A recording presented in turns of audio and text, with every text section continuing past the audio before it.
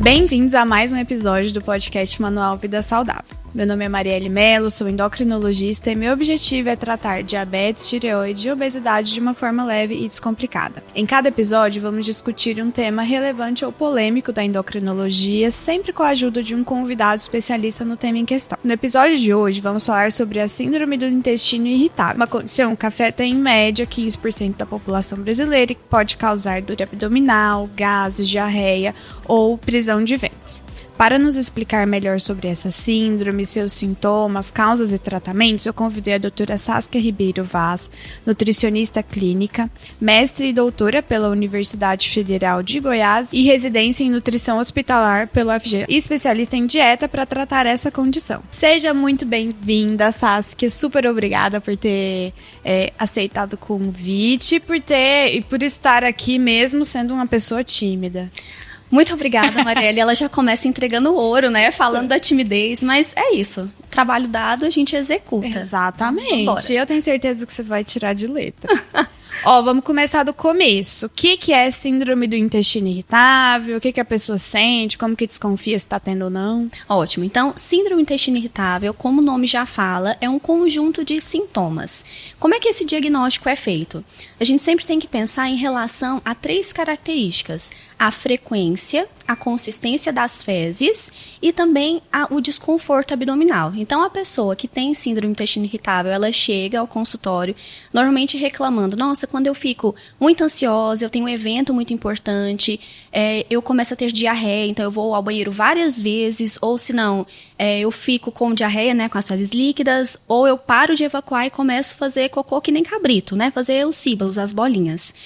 O diagnóstico em si, ele é feito através dos sintomas em pelo menos 3 dias no último mês. Então, se a gente pensa assim, tem que ter melhora da dor ao evacuar, tem que ter uma característica, né, a dor ou desconforto, ele inicia junto com uma alteração da frequência evacuatória, né, então começou a ficar obstipado demais ou a ter diarreia, e também com a alteração da característica das fezes. Então, aquelas fezes que são muito amolecidas, ou se não, fezes em bolinhas, né, em síbalos. Esse diagnóstico é importante a gente ressaltar que ele pode ser confundido com outras desordens, né, com outras doenças, porque fica naquela seara. A síndrome do intestino irritável é uma doença nova, então a gente tem nos últimos 10 anos que vem se falando mais dela. Não são todos os médicos que sabem tratar, né? Não são todos os profissionais que são habilitados para o diagnóstico e para o tratamento. E uma coisa muito importante é que o diagnóstico ele é clínico, então é muito importante a gente saber disso. Não existe um exame que você faça, vou fazer tomografia, que aí aparece o resultado. Você tem síndrome do intestino irritável. É um diagnóstico por exclusão. Esses casos eu acho que são mais... A pessoa fica mais ansiosa ainda. Exatamente. Porque ela quer ter ali uma imagem, um exame que no laudo está escrito síndrome do intestino irritável. E não acontece, né? Não acontece, E é muito frequente isso, que o paciente chega no consultório falando assim, mas será que é isso mesmo? Porque no exame não mostrou nada. E sempre o paciente vem com essa dúvida e é importante a gente orientar isso. É um diagnóstico clínico, ele é feito através da história natural da doença, então ele chega falando isso, né? Eu tenho uma reunião importante, começa a ter alteração da frequência evacuatória, eu sinto muita dor, muita flatulência, um desconforto abdominal intenso. Por que eu digo que é complicado o diagnóstico? Porque mescla com algumas outras doenças que são realmente não só da função, mas da estrutura do intestino, né? Então, a gente tem doenças inflamatórias intestinais, por exemplo, retocolite ulcerativa, doença de Crohn, doença celíaca. E aí, nesses casos, vem alteração no exame. No exame, exatamente. Por isso que a gente tem que dar valor para esse critério de não ter alteração no exame, né? Então, o paciente tem que ficar realmente convencido de que se não deu nada, não é porque ele não tem nada. Isso, exatamente, né? Se não deu nada, ele tem a doença que não deu nos exames, no caso. Então, outra coisa importante para se falar, junto com o intestino irritável, é possível e provável nós termos outras comorbidades associadas, por exemplo, SIBO, que aí o paciente ele acaba restringindo a dieta, que nós já vamos falar sobre o tratamento nutricional, né? acaba restringindo todos os alimentos que dão os gases, que dão as alterações evacuatórias, mas ainda assim ele persiste com os sintomas. A SIBO, só lembrando SIBO que é a síndrome do hipercrescimento bacteriano. Então, mas é importante que nesse caso existe sim um exame para a gente detectar. Que SIBO dá positivo. Que dá positivo, que é o teste de hidrogênio inspirado. Então, se você faz o teste de hidrogênio inspirado, que é basicamente... suas pacientes gestantes vão saber, né? A gente ingere um líquidozinho que é com a glicose, toma ele e depois vai tirar o sangue. No caso, ao invés de tirar o sangue, a gente sopra um aparelhinho que vai mostrar se tem uma produção aumentada de gás. Isso significa, no caso, que as bactérias do intestino fermentaram aquele líquido e aí produziu muito gás e que tem um supercrescimento no intestino. A gente teve um episódio aqui com a gastroenterologista, a doutora Viviane, que ela falou, assim, só sobre esses tipos de diagnóstico de intolerâncias e de supercrescimento bacteriano, usando o exame do hidrogênio inspirado, né? Que é super interessante, que não é... Hoje em dia não faz mais diagnóstico com aquele exame de laboratório, né? Que tira o sangue, sempre tem que ser pelo hidrogênio inspirado. E aí o que você está comentando é que às vezes a síndrome do intestino irritável vem sobreposta a uma outra comorbidade, né? Exato. Então, uma intolerância alimentar, a própria SIBO, mas também que não são fatores que se excluem, né? Então, se deu SIBO, significa que eu não tenho intestino irritável. Não, você pode ter os dois. Pode ter as duas coisas. E esse nome irritável é porque está 100% relacionado com alguma alteração de humor, ansiedade, ou uma tristeza, ou um estresse. Tem a ver sempre, ou é só o nome da doença? A gente não tem um estudo que mostre porcentagens, né? 93% dos pacientes que têm síndrome do intestino irritável têm alterações de humor, então não existe isso. Mas é possível sim que não tenha coincidências, né? Então, a gente tem 4 causas que são as causas principais. Não são necessárias as 4 para fazer o diagnóstico e ter a doença em si. Que seriam a dismotilidade do trato gastrointestinal, né? Uma alteração daquela motilidade. Que vai culminar, por exemplo, numa diarreia ou numa obstipação, um trânsito gastrointestinal muito rápido vai levar à diarreia, muito lento vai levar à obstipação. Uma alteração também da parte nervosa do trato gastrointestinal, porque nós temos nervos que irrigam, né, que chegam ao intestino. Então, se tiver alguma coisinha que está relacionada também, vai ter uma disfunção nessa parte. A outra questão é relacionada a fatores psicossociais, só que eles não são obrigatórios, né? Então, por exemplo, para homem é muito difícil fazer o diagnóstico e colocar o tratamento porque eles são resistentes. Tipo, não existe isso, não tenho nada, né? Não tem nada a ver. Não tem nada a ver, exatamente. E aí, o irritável, lembrar que pode ser pelo alimento em si, mas também pelo humor, né? Então, são os 2 fatores que estão relacionados. Ótimo. E se a pessoa tiver só a distensão abdominal, só a dor abdominal e não tiver diarreia... Eu ainda assim posso desconfiar? Tá, nós temos a dor ou desconforto é obrigatório. Além dele, a gente tem que preencher 2 dos 3 sintomas que eu vou falar agora, das características, né? Se a pessoa evacuar e melhorar, é um indício. Fecharia um pontinho.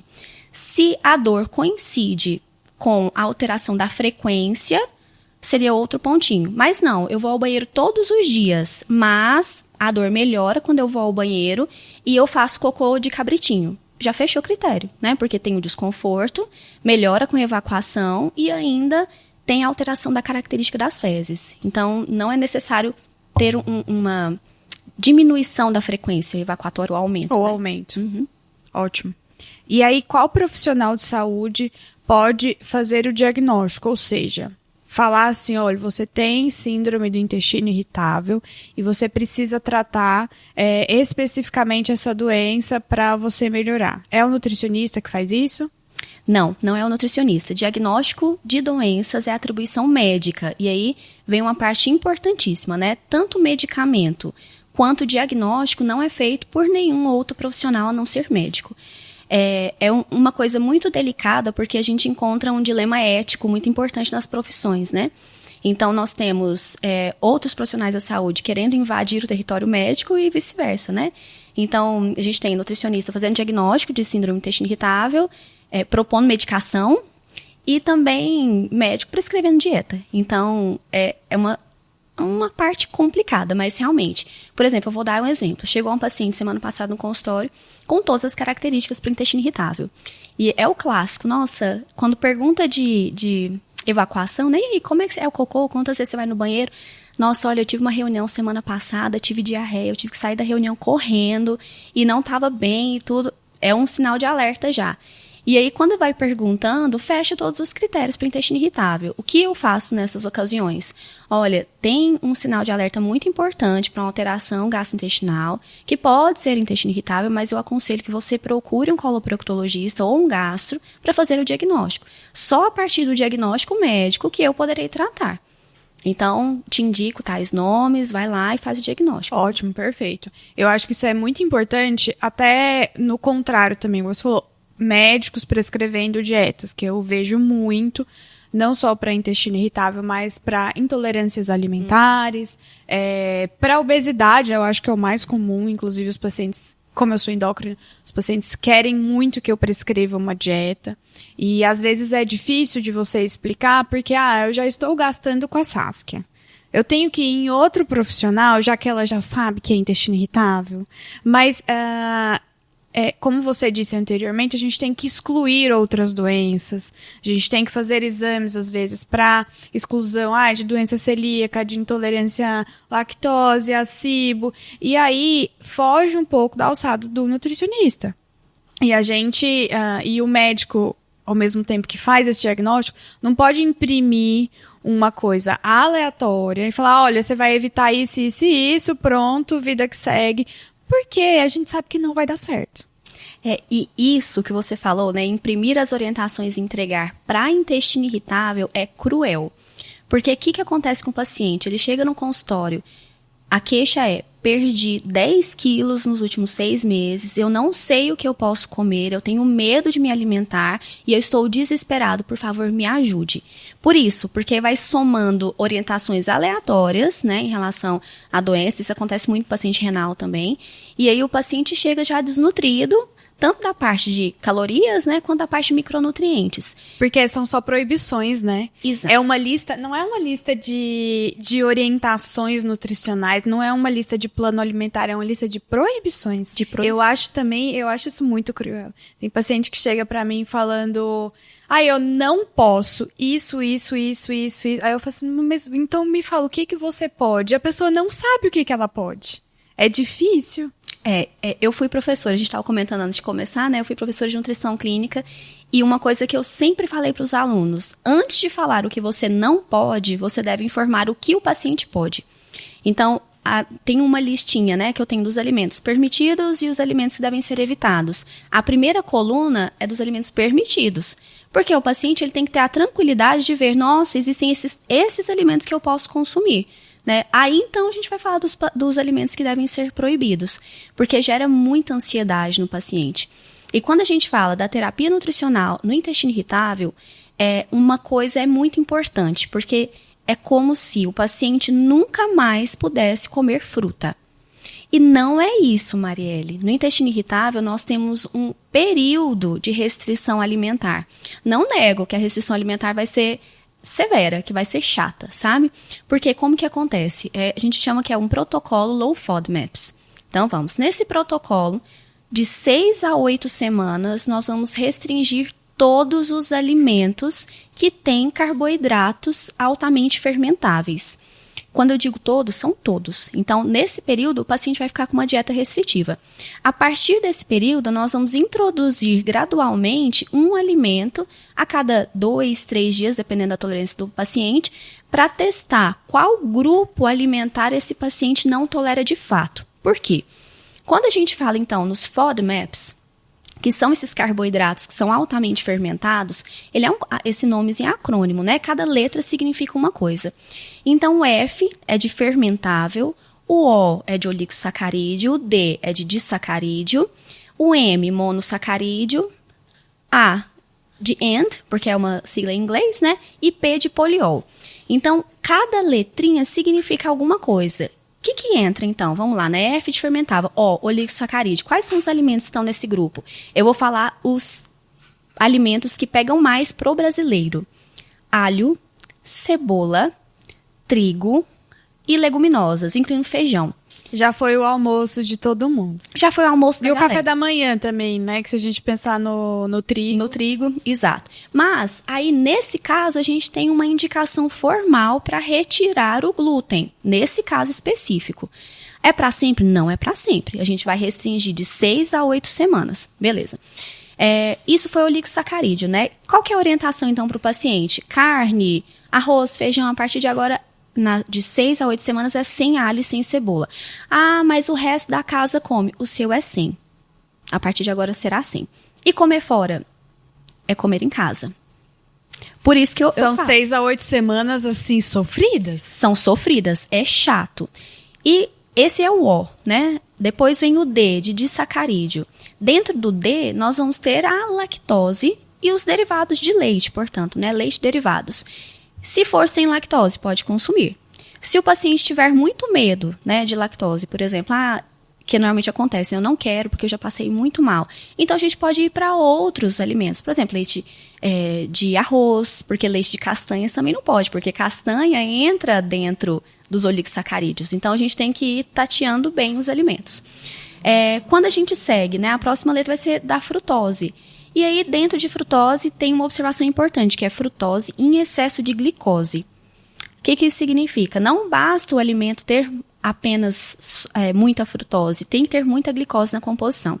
Então, a laranja é um alimento que é permitido, mas suco de laranja, porque tem açúcar, já não vai ser permitido, porque a carga de glicose e frutose é alta. A mesma coisa quando a gente fala de frutas secas.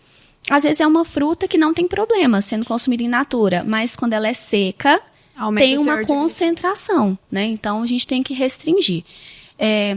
E daí todos esses alimentos vai. O último alimento que eu vou puxar uma observação importante, que está na modinha e que está triste, é o P, que é poliol, né? A última letra. Quando a gente fala em poliol, todos os adoçantes naturais terminados em ol, eritritol, xilitol, manitol, eles fermentam muito. Então, cuidado. Barrinhas, vou citar algumas barrinhas. Bold, por exemplo, que é uma barrinha muito gostosa, que todo mundo gosta de consumir, tem xilitol na composição. Alguns wheys têm xilitol, então distende muito o abdômen. O paciente chega falando, eu não posso leite. Mas às vezes nem é o leite que é o problema, né? Às vezes é o adoçante que está sendo utilizado. Gomas de mascar. Beleza. Outra coisa que dá muita confusão nessa história é o paciente que chega falando assim, ele acha que ele não tolera um determinado alimento. Por exemplo, eu não posso comer tomate, porque eu como molho de tomate, eu dou diarreia, ou senão prende meu intestino demais. E aí, esse é o clássico do molho de tomate. E aí eu falo, beleza, vamos avaliar, né? O tomate está na lista dos alimentos permitidos, que é pobre em FODMAPs, não tem nenhum desses compostos. E depois que o paciente começa a fazer a dieta, ele percebe que não era o tomate, mas era o alho do molho. Nossa, mas muito difícil da pessoa saber disso, né? Por isso que nós fazemos, esse era o ponto, nós fazemos a restrição total de 6 a 8 semanas para eliminar todos os vieses. Então, não vai ter a história assim, era alguma coisa que estava escondida e você fica sem entender o que estava acontecendo.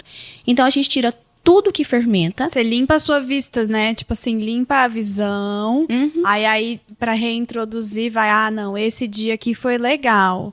Mantém o que tá, não é isso? 6 a 8 semanas sem nada. E se eu consumir um dia alguma coisa, a gente reinicia o protocolo. Volta do zero? Volta do zero. Tá parecendo quando eu fazia... Nossa, gente, eu tinha um personal que aí eu odeio pular corda. Aí ele falava assim, vão ser, sei lá, 50 pulos. Mas se errar, volta a contar do começo. Gente, era uma tortura. Eu ficava 2 horas pulando corda, porque eu sou péssima. Aí eu tinha que voltar do começo, eu morria. Coitada dessa pessoa. Primeiro, que quem pula corda Não devia pular corda, né, gente? Vamos começar. Não devia existir esse exercício. Por que alguém pula corda? Beleza. Agora, voltando, né, pro aspecto. É tipo pular corda. Errou, começa de novo. Porque senão cria de novo a falsa noção de que está sendo controlado. Se a gente não tem controle, tem que reiniciar o protocolo, tirar tudo. Tirou tudo, tá ótimo. Vou dar exemplo de uma paciente essa semana. A paciente mora em Seattle, nos Estados Unidos. Ela falou, Saskia, eu passei por muita gente, por muitos profissionais, de coach até médicos lá, e nada funcionou. O coach não deu conta. Não conseguiu, o coach não conseguiu. E lá tem uma cultura muito grande, né? Muito. De coach. Eu atendo, às vezes, paciente que mora nos Estados Unidos, sempre tem essa. Porque o meu... Eu não sei se eles chamam de coach, mas sempre era um profissional não médico que indica 50 mil coisas, nada dá certo. Mas a pessoa ainda assim é fã da pessoa. É fã do profissional. Exato. Então você tem que tomar cuidado até pra falar mal. Tem que tomar cuidado. No caso, essa paciente, ela já estava desiludida. Ela falou, olha, testei por, 8 semanas, uma coisa assim, que ela já tinha lido muito, né? Tirei todos os alimentos, frutose, lactose, glúten, e não melhorou. Aí eu falei, não, ok, vamos lá, né? Tem confiança que vai dar certo. 2 semanas depois, que foi o retorno dela depois da entrega do plano alimentar, ela falou, eu nunca estive tão bem, com 2 semanas. E eu falei, me conta mais um pouquinho, né? De 0 melhorou nada. 10, você está perfeita, maravilhosa, não tem nada para melhorar. Qual que é a nota que você dá? 10. Estou ótima. E é isso, a gente vai continuar. Por isso que às vezes chega no final e o paciente fala, mas eu não quero reintroduzir. Porque ele tem medo de alimentar de novo. De voltar. Mas qual que é o nosso papel nesse momento? O meu papel é colocar um alimento do grupo por vez para testar. Lembrando que é dose dependente também. Então, às vezes, se você consome abacate 30 gramas, não tem problema, já 100 gramas você vai desenvolver flatulência, distensão, dor abdominal. Isso a Viviane falou muito também no podcast sobre intolerâncias. Que às vezes, 20 ml de leite que tá no cappuccino, que tá misturado com alguma coisa, você não sente nada. 200 ml de leite... Então, assim, é o mesmo pensamento, né? É o mesmo pensamento, exatamente. Então, acaba que a gente tem que testar tanto o nutriente, o grupo alimentar, quanto também a dose. Então, por exemplo, vou inserir abacate, que é rico em poliol. Eu coloco primeiro 30 gramas, espera 2 dias, deu tudo certo, tem que ter diário alimentar para registro, porque o sintoma também pode ser tardio. Não é aquele sintoma que ele acontece logo depois, 1 hora, tudo estendida. Pode acontecer 24 horas depois, 36 horas depois. Aí você imagina, se começar a introduzir os alimentos todos misturados, você nunca vai saber o que é o quê. Então, um alimento por vez. Deu certo, ótimo, a gente inclui novamente o alimento naquela quantidade. Testa outro alimento. Não deu certo? Então, a gente espera um tempo para incluir outro alimento, de forma que todos os grupos são testados.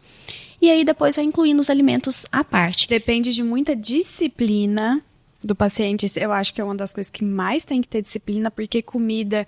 Você falou, às vezes você vai sair, vai em algum lugar, tem uma festa... E aí você tem que começar do zero de novo. E depende de disciplina de fazer o diário alimentar certinho. E depende de muita capacidade do nutricionista de avaliar cada ponto, cada detalhe desse, né?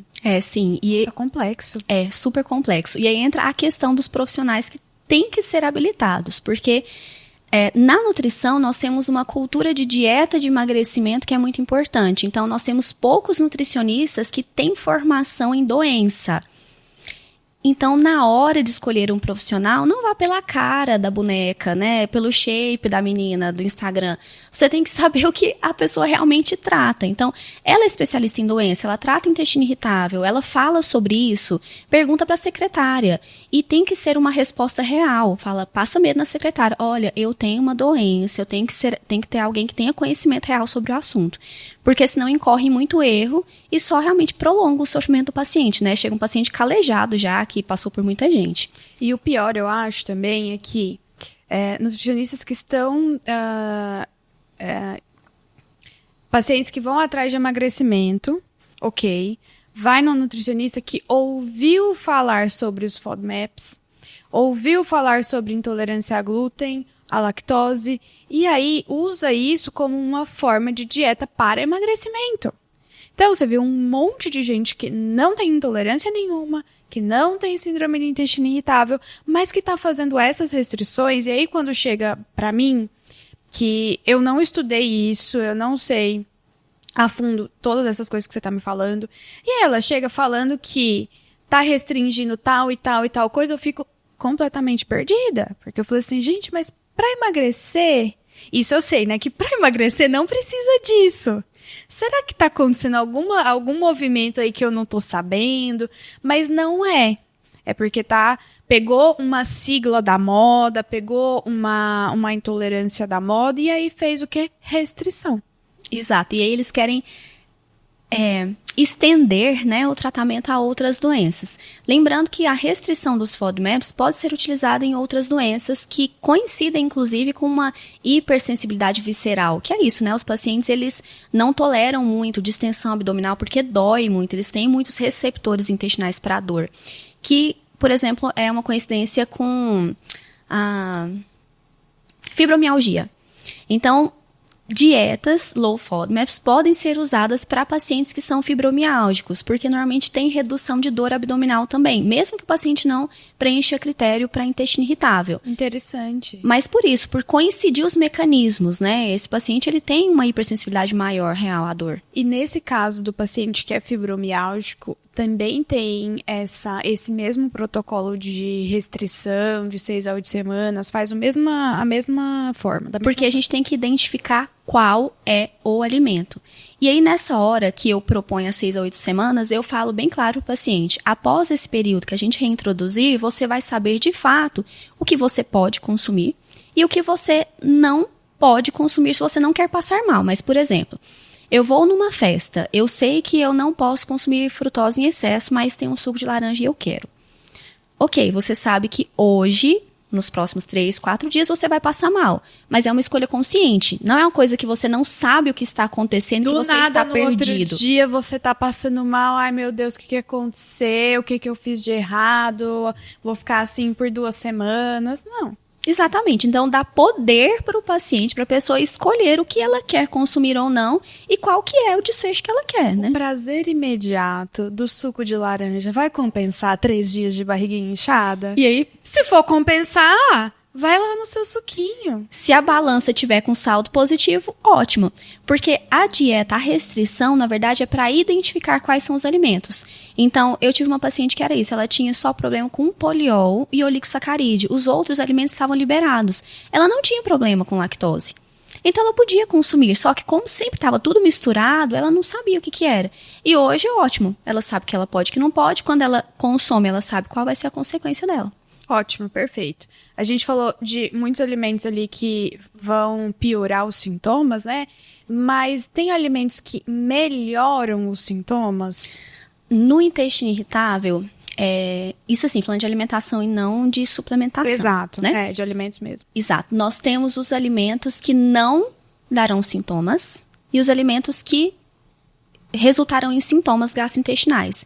Então, a gente não tem um alimento tipo noni, né? O noni, ele cura as mazelas da humanidade, assim, cura câncer, diabetes, pressão alta, espinhela caída, então, assim... Não ia precisar nem de médico, nem nutricionista. Exatamente, se todo mundo tivesse noni em casa, a humanidade estaria salva, né? Então, não existe um alimento que melhore, né? Realmente vai existir os alimentos que não desencadeiam sintomas. Quais são esses alimentos? Que não desencadeiam? Então, vamos lá, né? De vegetais, por exemplo, nós temos as folhas que são liberadas, aí os pacientes ficam assim... Não, mas comer folha dá diarreia. Não é a folha. São as outras coisas que você consome, né? Mistura com cebola e com alho, acabou, né? Molho de alho e cebolinha picada. Exatamente. Então, a gente tem, né? Alface, rúcula, repolho. Até repolho entra. Até repolho? Não e a acredito. gente fica... O repolho é o mais... Temido. É o mais temido. Que preconceito. Exato. Só que, por exemplo, o repolho pode dar gases por outro motivo, né? Que é porque tem mais enxofre. Ah, tá. Então não é de todo errado a gente... Não é de todo errado. Mas assim, em relação a FODMAPs... e aí, os outros, né? Broto de alfafa liberado para o consumo, tomate... Broto de alfafa eu nunca ouvi falar.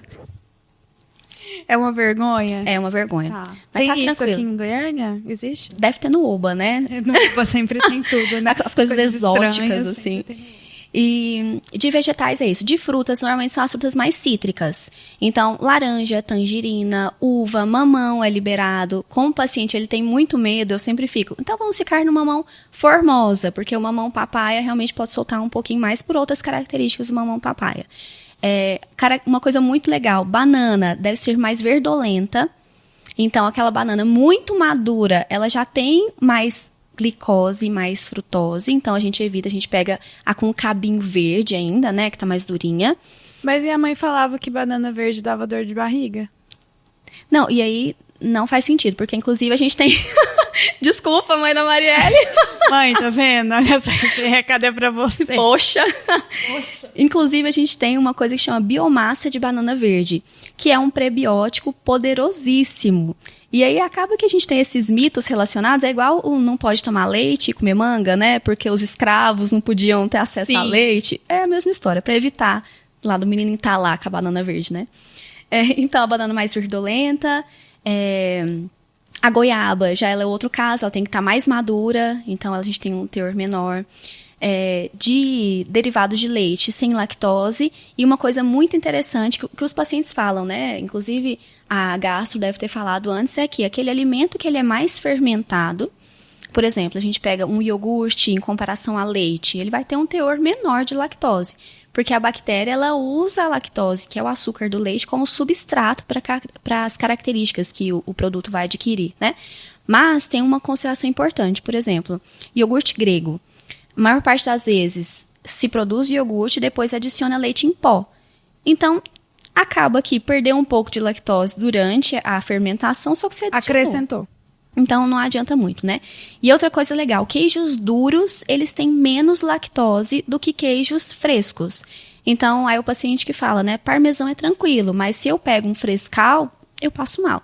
E aí, na dieta low FODMAPs, a gente pode parmesão, a gente pode grana padano. Só que assim, né? Os queijos maravilhosos, né? Tipo, dieta mediterrânea, né? Mas aí, dessa parte de queijos, leite sem lactose, queijos duros, e iogurtes também que tem que ser sem lactose. Quando a gente entra em bebidas, os chás, a gente tem que tomar muito cuidado, porque ainda bem que não faz parte muito da cultura, né? Do brasileiro normal, assim, ingerir chá. Mas, por exemplo, chá verde tem cafeína, e a cafeína já é um irritante natural do trato gastrointestinal. Aquela história, né? Toma um cafezinho de manhã, meia hora depois está no banheiro batendo ponto. Então, nesses casos, café tem que ser descafeinado, com um selo, né? Principalmente aquele selo suíço, que é de retirada da cafeína, que é um café limpo, a gente tem certeza que é um café limpo. E os chás, por exemplo, chá de hortelã-pimenta, chá de gengibre, que são, inclusive, fitoterápicos que a gente usa para melhora de sintoma gastrointestinal. Outros alimentos são liberados, carne, arroz, macarrão, se for sem glúten, ou macarrão de arroz. E aí entra na modinha, né? Macarrão de grão de bico. Não pode, porque é o O do FODMAPs, que tem oligosacarídeo, né? Então a gente retira. Então, se for um macarrão de arroz, um macarrão sem glúten, molho de tomate, por exemplo, passata. Tapioca, desculpa. Tapioca liberado. Pão sem glúten liberado. Só que cuidado com as farinhas, né? Porque às vezes tem pão sem glúten que tem na composição farinha de amêndoas. Que também já não poderia. Que também não poderia. Então, o paciente ele tem que ser treinado para ler o rótulo e identificar tudo que está na alimentação. E se a gente fala de suplemento, por exemplo, whey protein. Aí entra na história, né? Whey protein, iogurtes proteicos. Mesmo os wheys que são hidrolisados, a maior parte, tem traços de lactose. Então, se o paciente tiver realmente a intolerância à lactose, que está misturada ali no balaio do síndrome do intestino irritável, ele vai reagir com aquele whey. O que a gente faz nesses casos?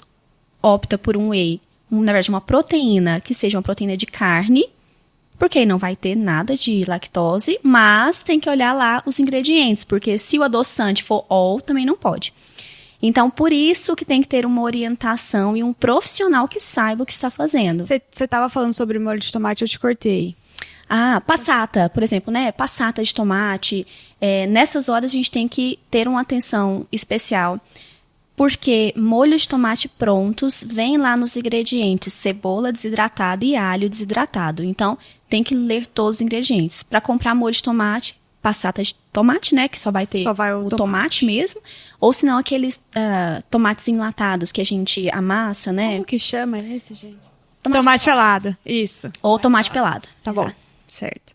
A gente falou de alimentos que não vão fazer mal e dos alimentos que vão ter mais sintomas. Até recebi uma pergunta na caixinha ontem que eu abri no Instagram, perguntando se o kefir, se os iogurtes, se esses alimentos vão ajudar ou se não tem nada a ver, Porque tá na moda também, né? Tá, Marielle, aí os meus olhos brilham, né? Porque o meu doutorado foi em probióticos. Então, Amo! Vamos lá, gente, vamos pegar. Agora a gente vai pegar toda a dissertação, vamos abrir os slides. A tese, mulher, a tese. Foi 200 páginas. Gosta de falar pouco. Então vamos começar, né? Probióticos, vou defender minha tese aqui com vocês. Probiótico, o que é um probiótico? São bactérias vivas que conferem benefícios à saúde do hospedeiro. Lindo, o que isso significa? Que você administra esse medicamento, esse suplemento, e ela vai lá para o seu intestino e vai produzir substâncias boas, que vão trazer benefícios. O probiótico, especificamente, existe uma cultura errada de probiótico, porque a gente acha que o mesmo probiótico vale para tudo. Então, o paciente chega no consultório usando Bifilac, que é uma marca comercial, e achando que vai tratar desde atopia até intestino irritável, né? E o que a gente sabe é que os probióticos, as bactérias, elas têm especificidades. Então, existe bactéria que é para tratar atopia, por exemplo, lactobacillus rhamnosus, e tem probióticos que são utilizados para tratar colite, retocolite ulcerativa. Então, assim como nós temos nome, sobrenome e filiação...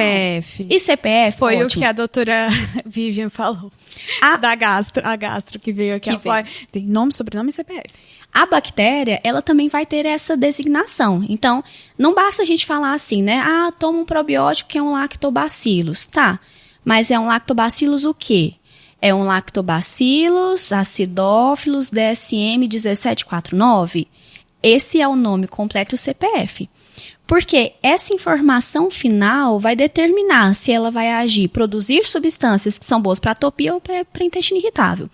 Como intestino irritável é uma doença nova, recente, a gente tem vários estudos com muitas bactérias. E até hoje não tem o carro-chefe. Vou dar o exemplo do meu doutorado, né? Eu trabalhei com probiótico com cólica do recém-nascido. E aí existe o carro-chefe para tratamento da cólica do recém-nascido, que é o Lactobacillus reuteri DSM. Esse probiótico específico, essa cepa, atua na cólica. Então, a gente não tem esse nome vinculado à síndrome do intestino irritável, mas nós temos um norte para onde que nós vamos. Então, a observação importante é, para usar probiótico, use melhor do que nada, mas não pode ter no probiótico junto um prebiótico. Probiótico é bactéria viva. Prebióticos são fibras, a comidinha para deixar a bactéria feliz e trazer todos os benefícios, né? Porque a maior parte dos prebióticos fazem parte do grupo de poliol, que aí pode desencadear sintoma de novo. Então, muitas vezes, você está fazendo a dieta certinha e você coloca um probiótico aleatório da sua cabeça que tem a fibra que vai gerar toda a parte gastrointestinal. Então, tem uma orientação correta, né, em relação ao uso.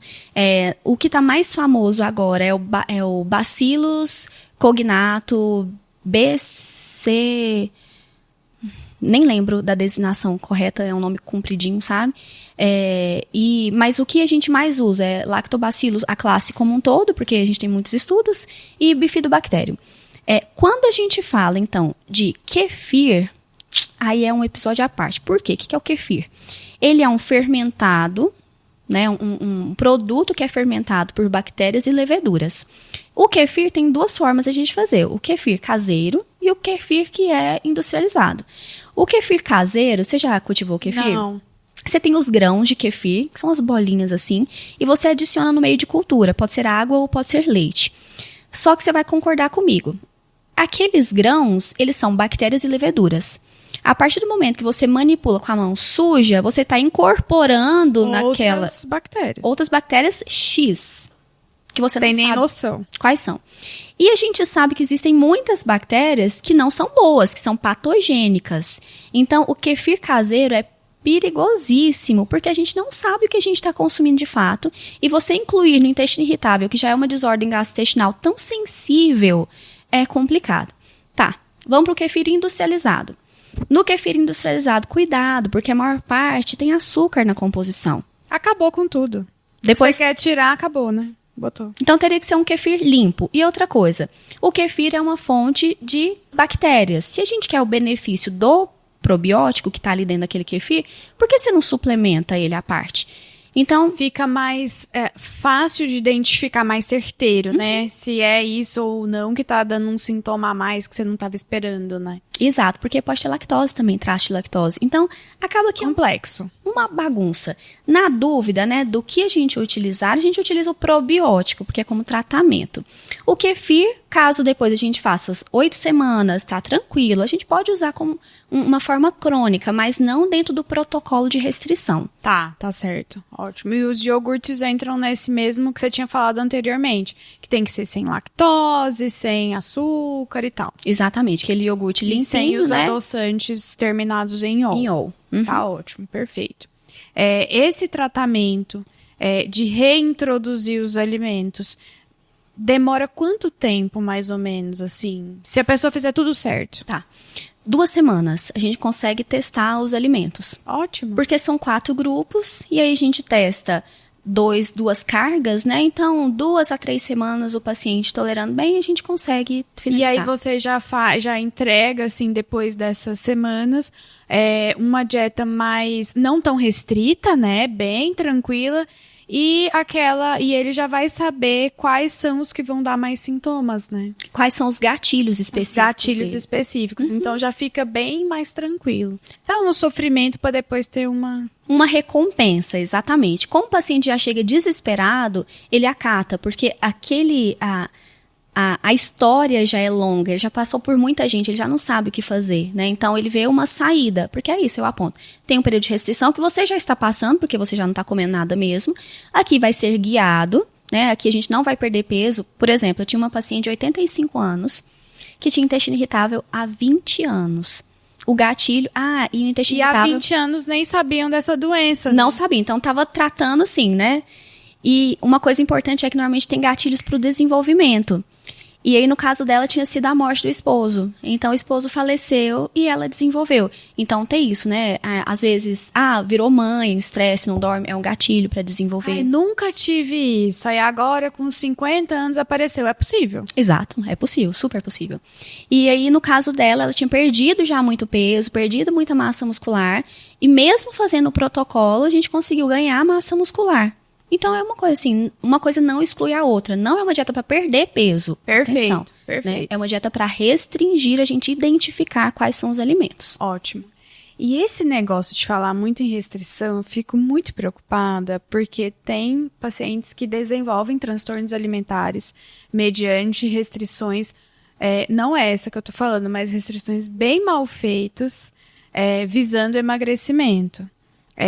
Eu acho que, pelo que você está me falando, os pacientes de intestino irritável é o contrário, né? Eles estão já perdendo peso e não estão satisfeitos com isso. Você já pensou sobre esse aspecto? Nós temos as 2 facetas, né? A gente tem as 2 faces. A face do paciente que tem um sobrepeso, passando mal e ele continua comendo, mesmo tendo muito sintoma, e o paciente que já está perdendo peso porque ele começou a evitar os alimentos. Normalmente, esse paciente que chega já perdendo peso, ele é um paciente que ele sempre foi mais sensível à parte e mais atento à parte de alimentação. Então, ele já percebeu que tinha algumas coisas que faziam mal e ele começa a evitar. Né? O paciente que está com o peso aumentado e chega realmente com o quadro de intestino irritável, às vezes é um diagnóstico mais recente, né? Descobriu faz pouco tempo, começou com sintoma há pouco tempo, e ele vai ter essa demanda de perder peso ao mesmo tempo que a gente faz uma restrição, né? Mas uma coisa que eu sempre deixo claro é que a alimentação saudável, ela vale para todo mundo. E que depois desse período de restrição, que não é para perder peso esses alimentos, né? Glúten não faz mal caso você não tenha problema com glúten. Lactose, por favor, coma, né? Se você não tem intolerância. Então, eu trabalho todos os pontos específicos para ele não linkar uma coisa na outra. Perfeito. Porque isso é muito importante. E depois, inclusive, na ressignificação do alimento. Porque esse paciente, ou que está tentando emagrecer, ou que tem os sintomas do intestino irritável, ele vai ter medo de consumir, né? O que está querendo emagrecer, ele não vai querer consumir, por exemplo, amendoim, pão de queijo, ou ele consome 20 pães de queijo, ou ele não quer comer nenhum. E aí o meu trabalho, na verdade, pão de queijo faz parte da dieta. Comer é a melhor coisa que existe, Marielle, sabe?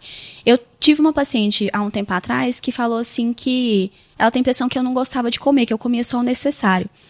Eu fiz nutrição Pelo contrário. porque eu amo comida. A nutrição é maravilhosa. A gente tem o poder de mudar vidas através da nutrição. Comendo bem, tendo prazer na alimentação. E é isso que eu quero trazer para todos os pacientes. Uma alimentação saudável é uma alimentação que a gente tem prazer na alimentação e que vai prevenir doenças, né? No caso de excesso de peso, de hipertensão, de diabetes, enfim. Perfeito. Falando nesse negócio de que comer é maravilhoso, eu também acho, os pacientes acham que eu também não como nada, e também é uma ilusão, né, de que a gente não gosta. Eu quero contar essa história porque eu fiquei chateadíssima, porque teve uma paciente que tá comigo, ela tem transtorno de compulsão alimentar, e eu indiquei uma nutricionista específica que trabalha mais na área comportamental. No início ela achou que não valia muito a pena, mas tudo bem. E aí, ela foi falando que a nutricionista dela me passava pra ela e tava tudo ok. Até que, na última consulta, ela falou que ia ter que fazer uma dieta anti-inflamatória. E aí, tirou dela tudo de açúcar. Tudo que tem açúcar. E essa paciente, ela tem uma alteração de humor, que às vezes ela fica mais depressiva, às vezes ela tá, assim, muito ansiosa. E o chocolate, que não é em grande quantidade, agora que eu já estou com ela há um tempo, e eu percebo que a quantidade não é uma coisa que está atrapalhando, o chocolate era um afago ali. Era um conforto. Era um conforto, aquele negócio, ai, tô muito ansiosa, só um bombonzinho ali já vai me tranquilizar. Ela chegou, tinha 2 dias que ela estava sem açúcar e ela falou que estava surtando. Ela estava para surtar. Ela falou, doutora, eu tô sem, mas ela estava assim até meio... Taque, né? Taque, porque eu vi que ela estava precisando. Aí eu falei assim, olha, você vai sair da minha consulta agora e você vai comprar um bombom para você. Um sonho de valsa, um que você gosta. Ela gosta de 70% lá, então compra um dark aí. E isso eu acho que faz completa diferença, não é no peso, é na vida da pessoa. Não tem como a gente ficar com essas loucuras de restringir tudo, que igual você falou, os FODMAPs são 1 milhão de coisas. Como que você faz uma dieta a vida inteira desse jeito? É impossível. Então, eu gosto muito de chamar profissionais aqui que vão limpando, eu acho, a mente da pessoa em relação a esse tanto de informação errada que tá chovendo, né, nas redes sociais. Maria Alice, é muito delicado até, porque quando a gente fala da parte de transtorno alimentar, a gente está falando uma visão comportamental, né, da alimentação. Então, dentro da visão comportamental, a gente não é muito adepto da parte prescritiva. Com certeza. Por quê? Você quer ressignificar o alimento para a pessoa e mostrar que você pode consumir esse bombom, fulana, mas a quantidade vai ser diferente, a forma que você ingere esse alimento. Então, o que normalmente acontece com um paciente que tem uma compulsão associada a um alimento específico? Ele não vai parar até ele estar explodindo. Então, ele come, são 2 barras de chocolate, não é um bombom que ele vai consumir, né? E aí, o nosso papel no consultório vamos aprender a degustar esse alimento de uma forma diferente, porque muitas vezes o paciente está mastigando, comendo, engolindo e não sente o sabor. A língua ali, a papila nem entra em contato, nem sabe que sabor que tem aquilo. Então tem um exercício que é muito importante, que é o mindfulness, né? A gente dá um pedacinho, agora eu descobri um chocolate, só que não tem aqui no Brasil, né? Mas ele é um chocolate que dentro tem uma fruta seca. Pra FODMAPs não dá, mas enfim. Estamos falando de outros aspectos. A gente tá falando de outro aspecto. E agora estamos começando outro episódio. Vamos cortar aquilo lá na parede, né?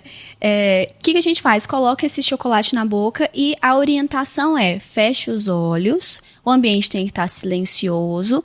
Vamos agora focar na língua. Tá sentindo? Não mexe, deixa só o chocolate lá. O chocolate vai derreter, ele vai começar a sentir qual o sabor que tem. Agora esfrega a língua no chocolate, não mastigue. E aí fica até E passar a as outras... saliva encher na boca. Exatamente. Ai, eu quero fazer isso. Inclusive. Cadê esse chocolate? Muito maravilhoso. Eu tenho muito prazer com chocolate também. E o dia que eu vou comer chocolate, eu como assim, em pedaços minúsculos, porque é uma delícia. Eu falo para os meus pacientes assim, ó, pega o chocolate, dá só uma mordidinha e sente a sua boca encher de saliva e seu corpo sentir aquele prazer imediato ali. Se você come rápido, se você come em grande quantidade, você não sente. Não tem como. Não sente, não dá. É aquele negócio ali de impulso mesmo que acontece na compulsão. E aqui eu, inclusive, vou falar mal do meu marido. Gente, o meu marido é o seguinte, vamos lavar roupa suja, né? Coitado, tá em casa com o menino e eu falando mal dele. O meu marido é daqueles que ele advoga que pra você sentir o sabor do alimento, você tem que abocanhar o alimento e encher a boca. Mas assim, é uma quantidade considerável. Só que não é isso. Por quê? Tá tão cheia a sua boca... Você não identifica. Você não consegue identificar gosto de nada, sabe?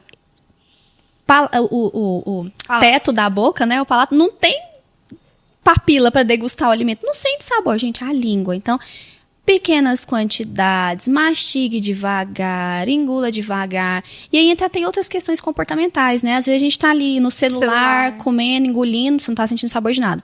Vendo TV, conversando. Então, o momento da refeição é atenção plena pro alimento e em você, né? Inclusive, Exatamente. sua posição, sua postura, isso tudo influencia. E aí, falando da parte comportamental específica dessa paciente, é muito perigoso isso, porque ela já está tentando tratar a parte comportamental e você ainda restringir o alimento que é tão precioso para ela, né? Então, seria um significado contrário. Vamos ali. Ressignificar o açúcar faz parte da vida, é maravilhoso, é muito gostoso, mas a porção, a forma que a gente vai comer, a frequência, o momento. Mas foi bom ter acontecido isso, porque aí eu convenci ela a mudar de profissional. Então, assim, para uma coisa serviu, Maravilha. né? Pelo menos isso. Vamos voltar para síndrome do intestino irritável, mas sua mensagem final, assim, para aquela pessoa desconfiar que tá tendo, o que ela faz, onde que ela vai, já vale a pena ela começar a restringir sozinha? Ótimo.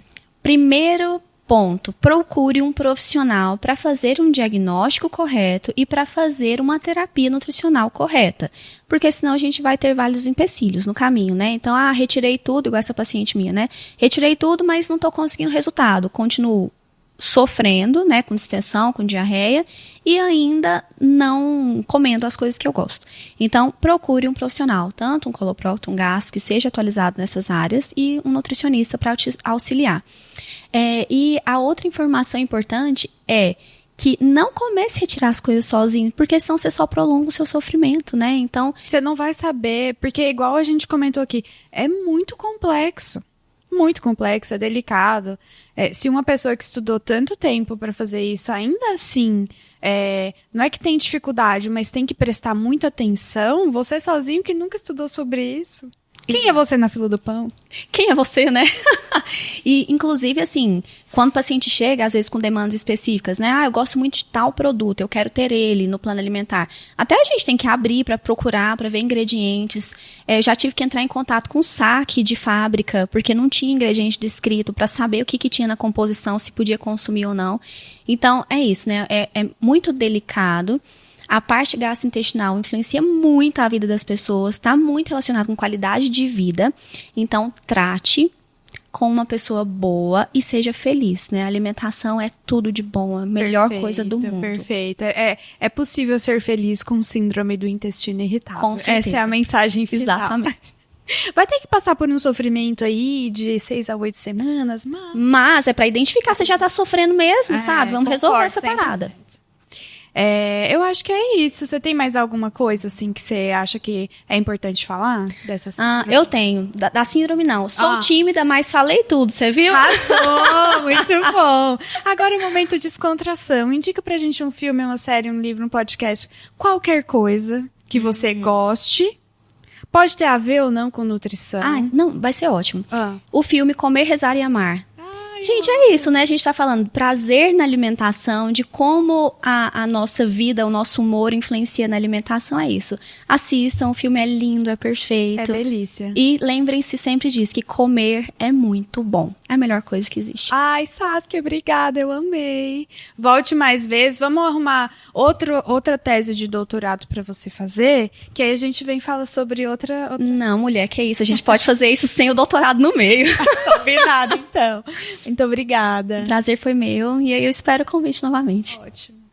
Gente, então, ó, se você gostou desse episódio, dá um like, encaminha, por favor, para sua amiga que restringiu tudo e que tá nessas dietas da moda. Mostra pra ela que o buraco é mais embaixo, que a gente precisa de estar com profissionais que saibam o que eles estão fazendo e que vão tratar doenças de uma forma correta.